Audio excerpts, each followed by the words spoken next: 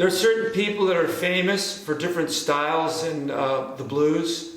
Say, for example, Chuck Berry and his rock and roll style. Bo Diddley, what they call second line kind of sound.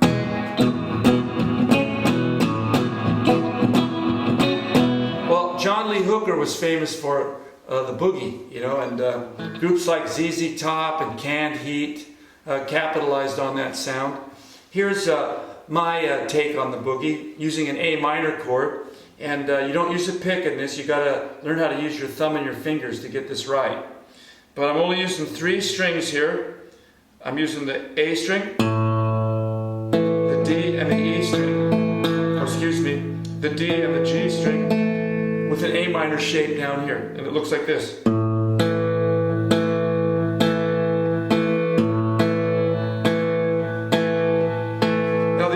That's on the beat is that A string, and then the rest of the chord is on the offbeat like this: 1 and 2 and 3 and 4 and 1 and 2 and 3 and 4 and. Most people want to turn the chord sound into the beat itself like this: 1, 2, 3, 4.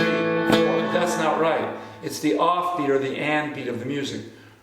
Bass on 1, 1, and then the rest of the notes on and. 1, and 2, and 3, and 4, and 1, and 2, and 3, and 4.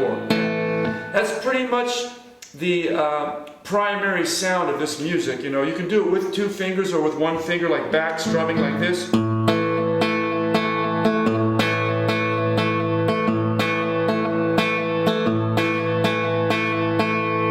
The other 2 elements that are in this song, if you want to call it that, would be putting your little finger down on the C note and then hitting the chord again, so it goes.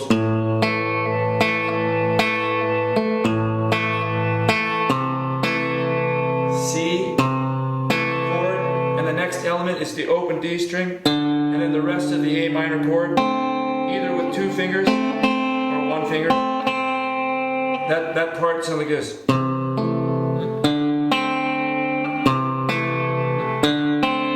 play that right at the end of your two bar phrase before you go back to the beginning. So it sounds like this: 1, 2, and 3, and 4. 1, 2, and 3, and 4. 1, 2, and 3, and 4. 1, 2, and 3, and 4.